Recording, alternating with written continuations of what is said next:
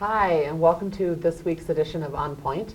I'm Holly Richardson. I write a blog called Holly on the Hill, and I've been following Utah politics for over a decade.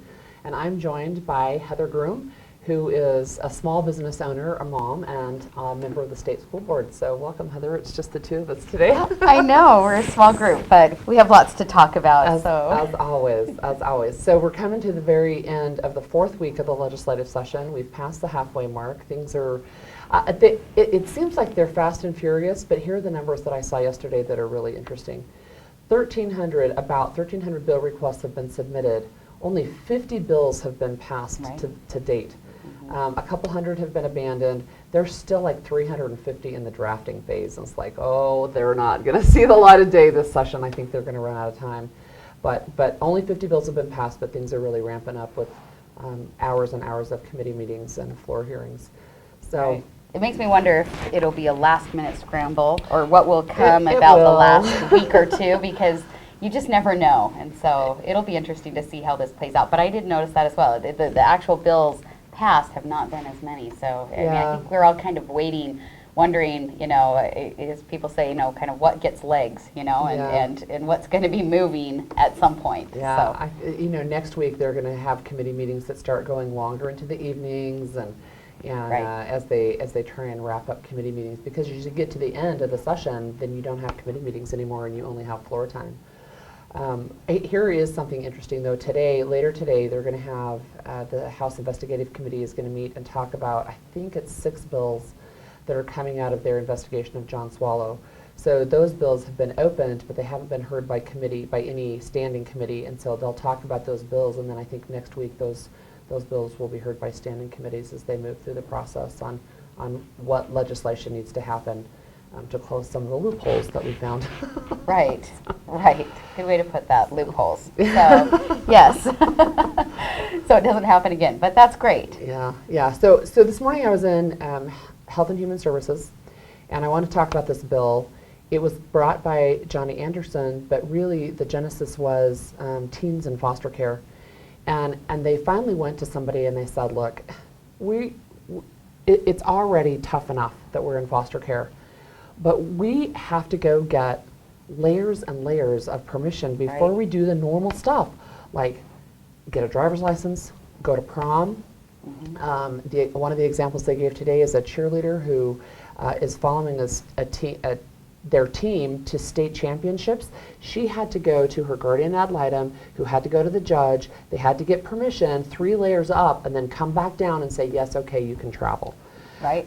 And I don't think people know that that's a problem. I think that people think that when the child is in foster care, that foster care parent would be able to do things like that. And they don't realize that there is just a horrible process set forward for them to really make any decision. And we're not even talking very major decisions either. Right. I mean, it's these not are the major just decisions. Everyday it's the normal living. Everyday life. Can Absolutely. they participate on the basketball team? Can they become a cheerleader? Right. Take gymnastics. Can they take gymnastics? Can they go to hang time? Whatever it is. And this bill, it's not a very long bill. It just says that foster parents would have the ability to make reasonable and prudent decisions in the course of normal family life, so that the kids can be more integrated into the families. For example, if you go on vacation as a foster family, you have to have special permission to take your foster child with you, and sometimes the permission is denied. And the kids talked about, they had teens testify about they or their friends left behind in respite care while their foster family went on vacation. That's horrible. Like when their family went to Disneyland or Hawaii or something, and I think it's just tragic. Yeah, it's tragic, and so it's I think a great thing, and I'm not emotional a lot of times. I don't cry very easily, but I sat in the audience. I got teary-eyed. The chair of the committee, who's Paul Ray, he was crying. Johnny Anderson was crying. Tim Cosgrove was crying, because these teenagers stood up and said, we just want to be normal. We don't want the, and I'm paraphrasing, but we don't want this big scarlet letter. It's a scarlet letter for them, because I think one of the purposes of the foster care system is to give them a sense of normal life, and to have them experience that, and to be loved and cared for, and to be part of a family. And see, even just me talking about it gets me just so anxious about it, because I just think, and what bravery for those teenagers that came in and And it so- had the and were brave and spoke, and I just think it's just tragic if this Yeah. doesn't pass. I Yeah. mean, I'm a supporter as well. That I feel like these kids Look, see, I just can see it need- makes you emotional It as makes well me because this is emotional. we're talking about real kids and Oh. what we do to them to isolate them, and I'm sure it was right. unintentional. Yes, I'm like crying. but- See, look at me. Yeah. But I know. it's that emotional, No, right? it's- To well- have these kids say, "Look, I am singled out, and I can't even Right. go to prom without permission."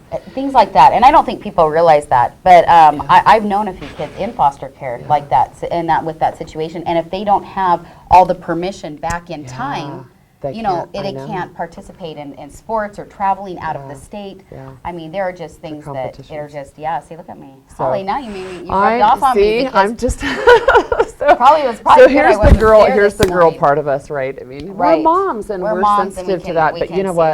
that. It was men on the committee who were emotional as well, saying, basically they didn't know it was a problem. I knew it was a problem, but it wasn't Right. something that I had said. Gosh, is there a fix to this? And obviously, there's a quick legislative fix. It passed out of committee unanimously. I think it's I'm going to so happy sail off about the that. floor. And the only thing they're going to do to amend it is to make it effective immediately. So prom season Good. this year, Prom, they good. can go to. Yeah, because it's just Good. such a big issue. So No, and that's wonderful. And I think this is actually a piece of legislation that really other states could look at Yeah. and replicate. And it's a great opportunity for Utah to lead out on something that I think we have strong family values in this Yeah. state.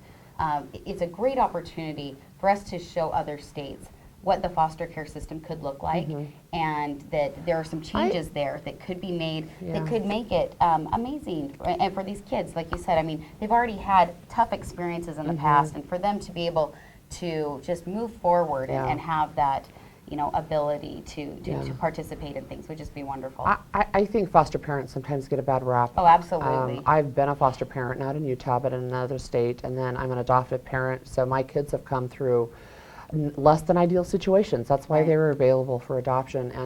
And yes, it's ideal that they have, their biological family, mom and dad, they are married, they love each other, they raise their kids together. That's all great, but the ideal doesn't happen for a lot of families. And this is Right. why we don't have orphanages, frankly, is because we want a family, because we know a family is the best environment to raise a child. And to tie the foster family's hands in ways to say, I'd love to take you on vacation, but we can't get permission.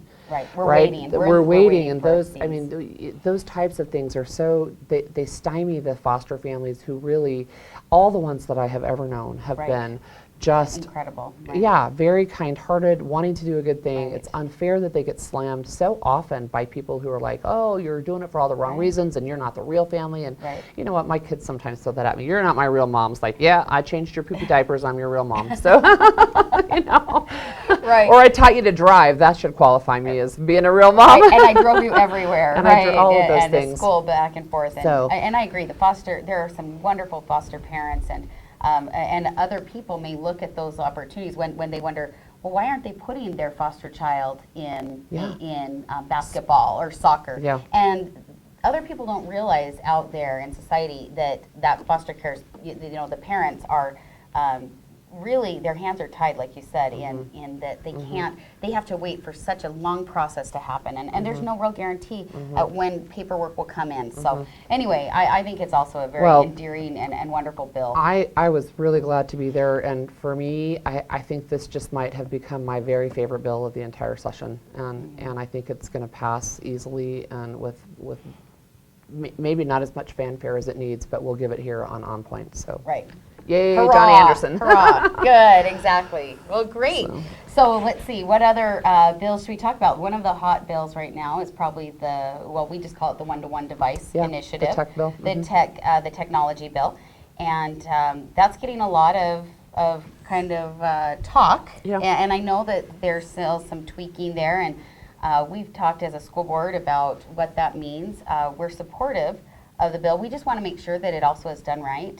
Ideally, I think what I would prefer, just this is me personally, I would like to see maybe a technology budget go directly to each school and have them be able to decide what's best for their school. Are you saying, you know, a very broad technology budget, Yes. or are you saying it's specifically for devices, but how you choose to implement, you know, which device you choose, Right. that's up to you? No, that's a good question. I think ideally I would like to just see a technology budget, because I actually just met with a director, and he said, you know, we just made this huge investment last year in hardware. He said, but we have some software needs, we have some other things that Sure. we could use. You know, and so I think that it would be really great to have a more broad capability of doing that and being able to give that directly to the schools.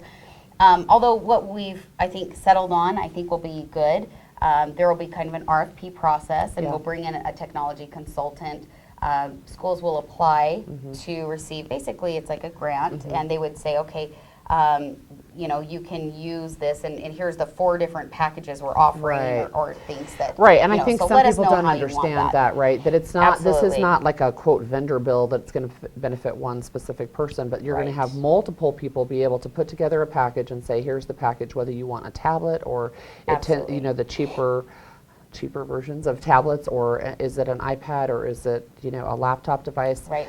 I've even had those little, I don't even know what they call them anymore. They look like little teeny mini laptops, and now we don't use them What anymore. are notebooks? Notebooks. That's what there they were you go. called. That's right. I And forgot they about were that. they were really cheap, but they were really Right. easy for me when I was first Oh, blogging on the absolutely. Hill. Instead of these Right. Mm-hmm. really heavy laptops at the time, to have this just this little thing that I could type on really quickly.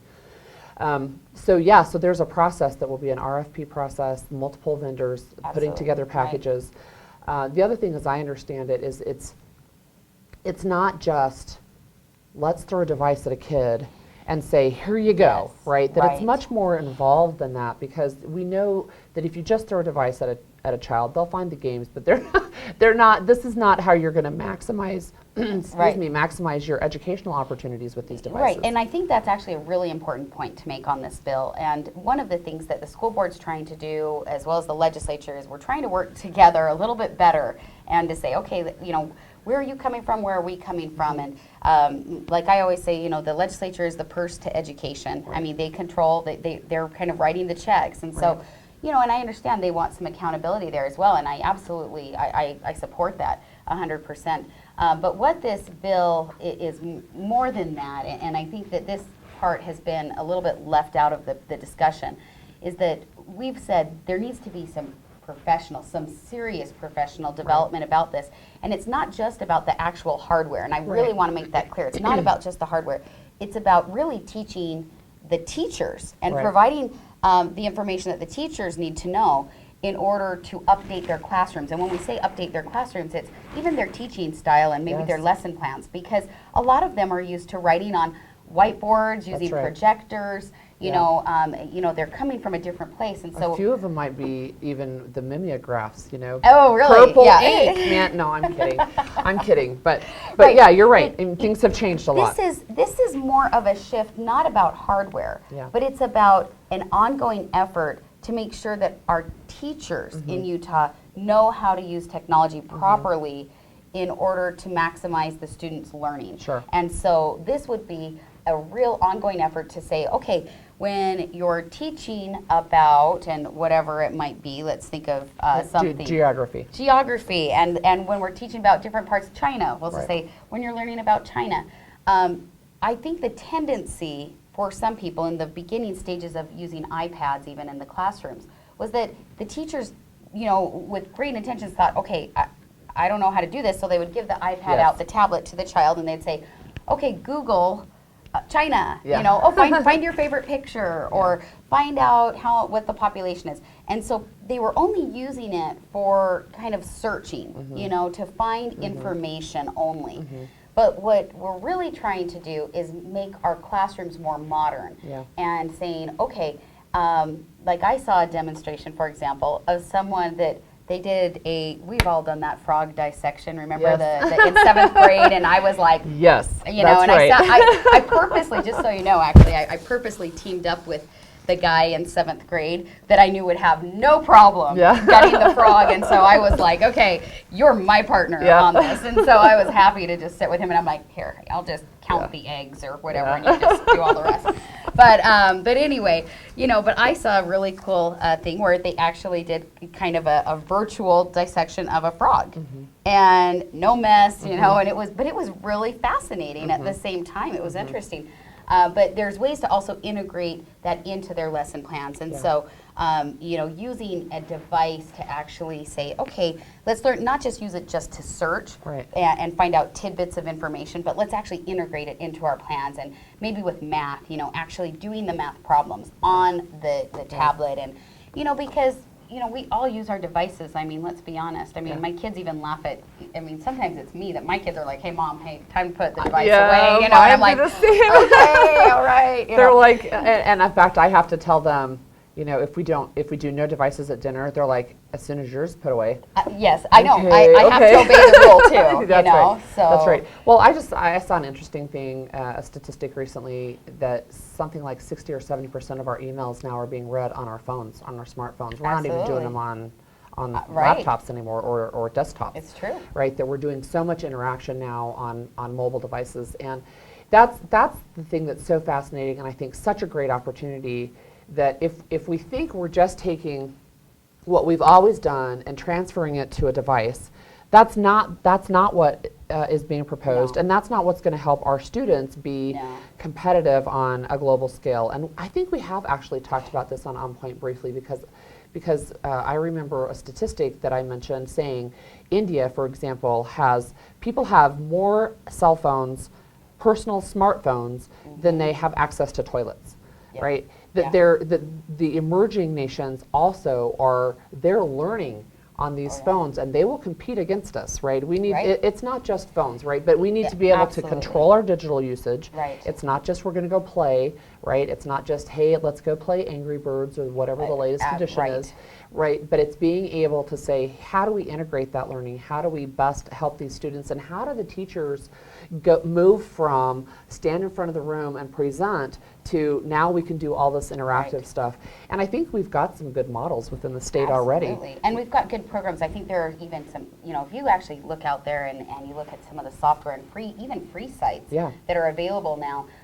For example, my kids do Khan Academy, and they're ahead in math because they can go in, they log in, they just go at their own pace. And I didn't even know my second grader was learning times tables, and she was like, "Oh, Mom, I'm already past that. I'm doing, times tables," and I was like, "Oh, great, good job," But I think that being able to really teach the teachers how to modernize their teaching style is really key to this initiative and what we're doing. And so, I want to be really clear because I've talked to different directors and principals who have even said, if this is just about giving me some extra hardware that's going to collect dust or that the kids are going to break, I don't want it. Right. And they said, but if it's about really changing how we're teaching, then that's different. And I commend the legislature on this because I think they're trying to make it right. We're trying to work with them as well. And I think what we're going to come up with is something great. And I think we've been pretty clear that this is going to be something that will need ongoing funding forever. I mean, this is not a one-time deal. I think as the bill rolled out finally, it came out this week, there was $50 million in one-time funds, and that's to help the infrastructure needs, right? So there are some schools who are ready right now, and there are others who are like, that will take us a little while to get ramped up so that they have basically the bandwidth to be able to have that many devices within their school. And then the second phase is the teacher training development. And then the third phase is the actual devices. And as they do that, $50 million of one-time money and then $150 million of ongoing funds. Because as that rotates, that allows you to basically phase it in over 3 years, and then by the time you hit year 4, year 1 is probably ready for replacement and some of those and I things. think we'll also see with this bill, I think we're going to start seeing how then this will be more integrated through the higher ed process as far as when teachers are going to get their teaching degree. They're learning this, and that's what we're also really trying to work with higher ed about and saying, hey, these teachers need to be learning this even in college instead of just learning how to write with a chalkboard or a blackboard or a whiteboard. That they need to learn right now. Some of these key things are how to use technology in the classroom, and even attending different education conferences. Those are classes that are always full. Like if you ever go and it'll say using technology in your classroom. Those are the ones. And the teachers, to give kudos to our teachers too. they're wanting this. They're saying, help me to know how to do this because I can see the benefit long term for my students. Yeah. And so I think everybody, it's been actually a really great process because I really think everyone's really trying to work together on this and to make sure that it's going to be something that's beneficial, that isn't, when people come to me and say, hey, it looks like a vendor bill, I want to be really clear. It's not a vendor bill, and I think that this is the start of us really revolutionizing our education system in Utah. And I think that's great. I mean, I'm really excited about it. One of the things that I see, though, is the political pushback, right? Right. So you have some pushback coming from the Senate side, you've got pushback coming from the governor, and I've noticed not just Even on this constituents, issue. by the way. I've gotten There's emails some. too. Yeah. Just so you know. Yeah, pushing back and saying this is unnecessary. I have heard some representatives say this is just, technology, we don't need it, whatever, they need to learn the basics. Right. Well, yes, they do need to learn the basics, and we can Absolutely. use technology to do that. However, the governor and the Senate kind of siding together continues to happen and push back against the House, and I think there might be a little bit of political something a little edgier than it usually is. Right. I understand what you're saying, and I'm hoping that we'll all get on the same page. Yeah. And I hope that we can really make something happen. And like I said, for me, and this is something I've been very clear about, is that, my support is also hinged basically on if this is an ongoing effort. Right. Because if it's just a one-time hand a child a device to go Google something, no, then we don't need Yeah, that. I But what we agree need with is you. really helping agree. these teachers and modernizing our classrooms. Yeah. So, yeah, but it'll be interesting to see how that one progresses. Yeah. So we'll keep you informed. Yeah, I think it's got a good shot, right? But Right. at least getting out of the House, I'm not sure what's going to happen in the Senate once it gets over there. Right. One of the other ones that is just a kind of an issue that hasn't really been talked about, and I know in the past there have been some problems with it, was funding dual immersion Yes. programs, and we were just going to briefly talk a little bit about that. And I'm a big fan. I'm a huge supporter of dual immersion programs. and that's part of being able to compete globally. So we were talking before we started about which languages are coming up, and I just wanted to share, I spent some teenage years in France. My dad was in the Air Force, and there's no Air Force base over there, so I went to French schools. I had to learn to speak French. But when I was there, so I would have been junior high age, I had to take 3 different languages. I had to take Latin. It was mandatory for everybody. I also took Spanish. I also took French. Right.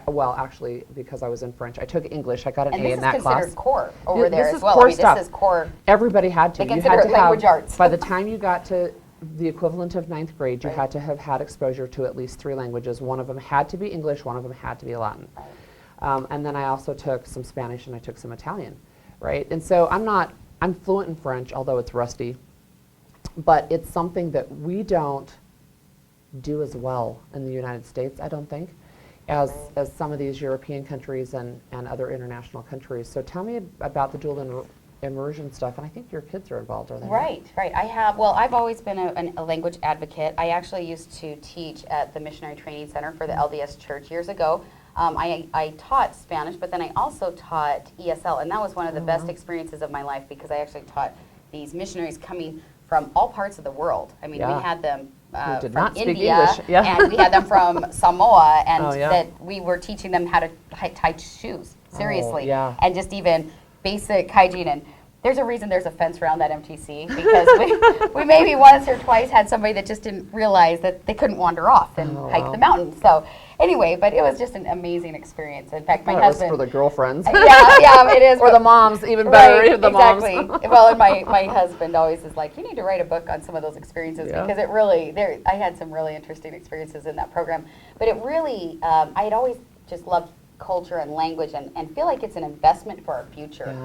Because if we want to, play on this global stage, we really have to communicate with these other countries. And even before the show, we were talking a little bit about Portuguese because Portuguese is kind of the new Chinese, and a lot of people don't realize that. And I know, I because didn't. Brazil is an emerging market right now, and I mean their economy is just really taking off.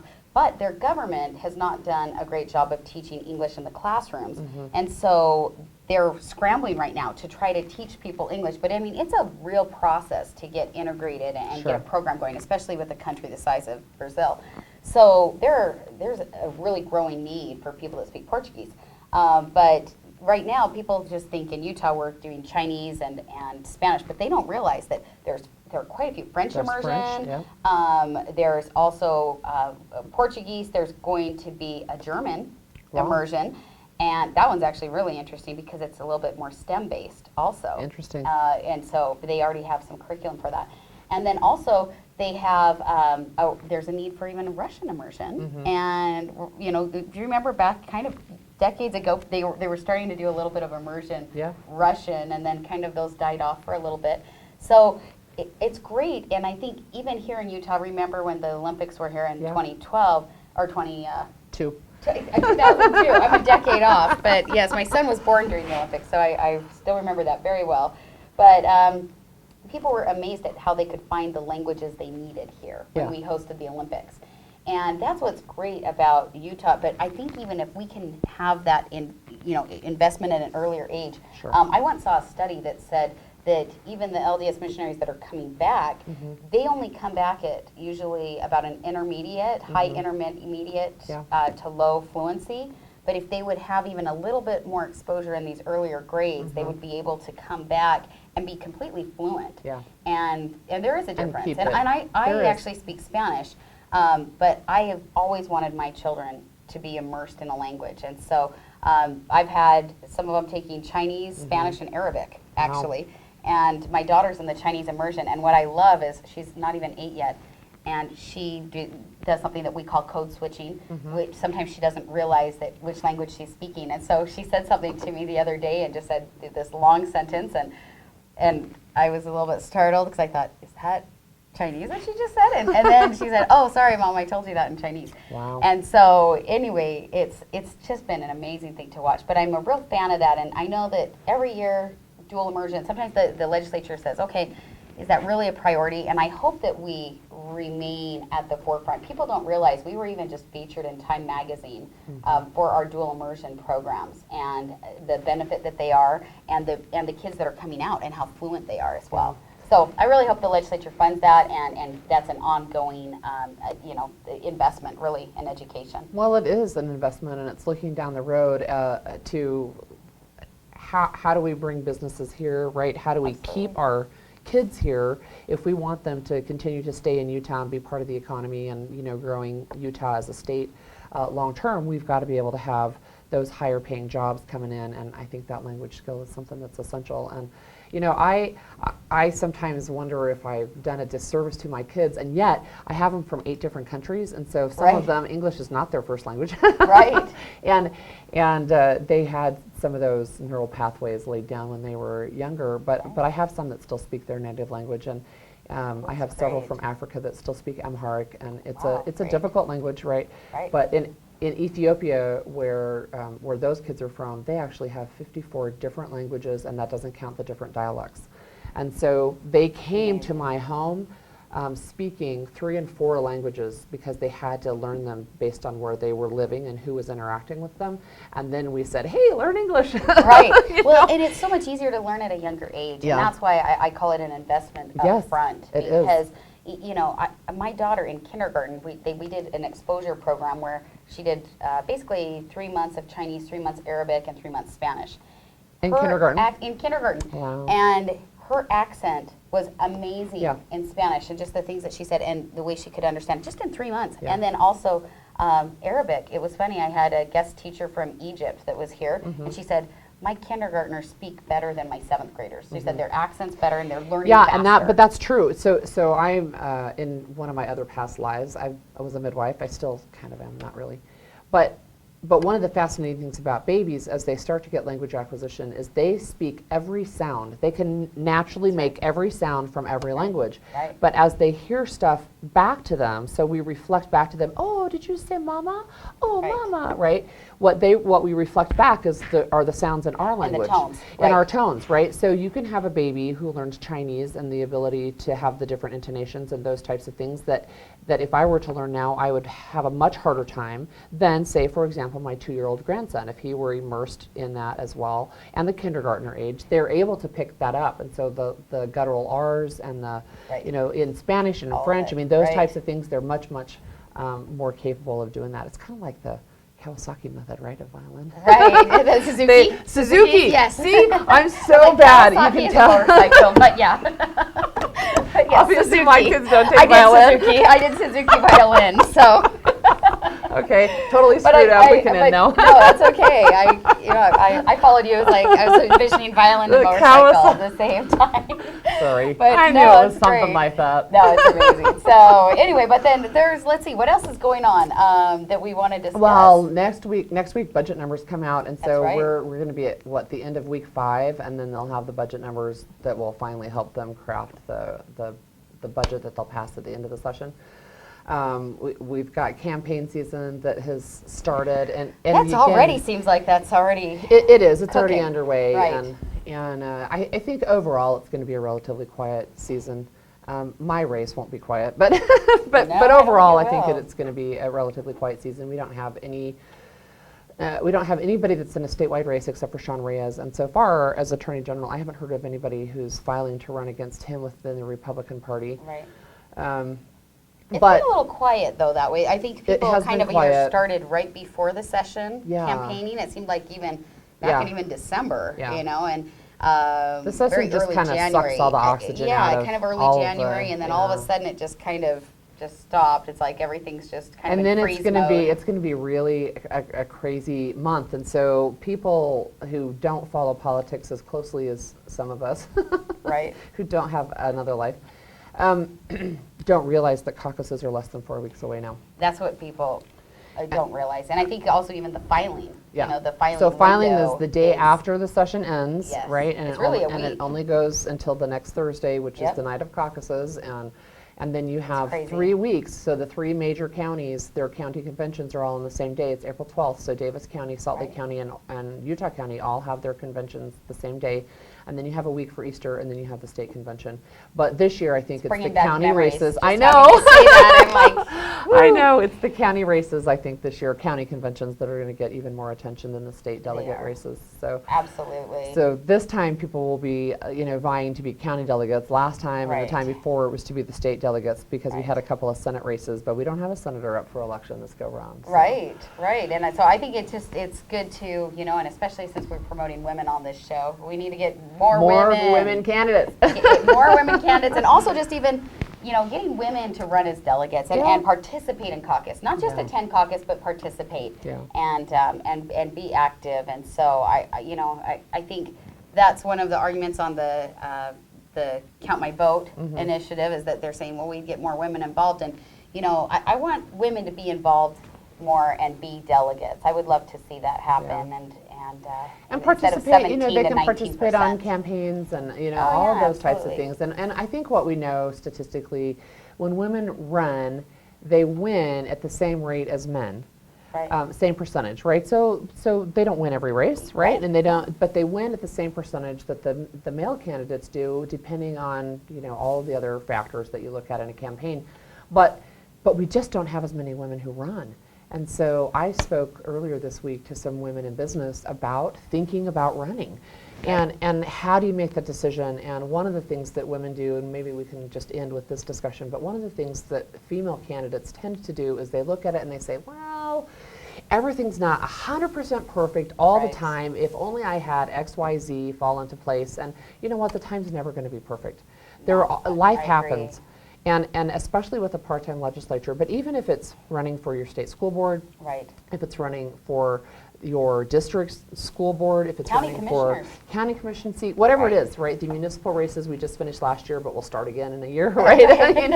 Whatever it is, there's such great opportunities to be involved in the political process by running for office, And not any behind the office. scenes. And it's a Not- great experience as well. Just Yeah. and getting, I think that's been one of the things that my kids will remember in a positive Yeah. way as well, is just going out and being involved. Yeah. And seeing that I've been involved and seeing our family be involved and just Yeah. involving our children. Yeah. I think it helps them become better citizens. Yeah. And, it is now like seared into their brain that they will always vote. That's a minimum. right. I mean, that's a minimum. But I think that just that involvement and involving your families, and even on caucus night, what people don't realize a lot of times is they'll say, well, I need to get a babysitter. You know what? Bring your kids. Yeah. Bring your kids. I brought my kids in an iPad and Yeah. a little fruit snack packet, Yeah. and said, here you go. And Yeah. you know what's funny? They still even remember. They remember attending caucuses. In Yeah. fact, one time my daughter, when she was like 18 months we took her, and she had one of those green binkies, you know, and she made like front page of Des News. Oh, really? Because she has this little binky? Because here it is, like caucus, and then all these adults, and then there's this little girl with this green binky, and she's like, just totally, you know, it's like she looked captivated, you know, by the conversation. But, you know, we were like, well, here, this is us, because we have a young family, and we're going to bring, you know, our kids. And even last year, they had some of the scouts helping counting, which I thought was great. They had a few of the scout age, you know, boys there, and they said, hey, come and help with the balloting and help. And my son still remembers that and thought that was really pretty interesting. And so, you know, I think there's ways to be involved in, and with the changes we've made to caucus as well, I think, you know, where my husband used to travel, he used to travel Monday through Thursday, well, Sunday through Thursday night.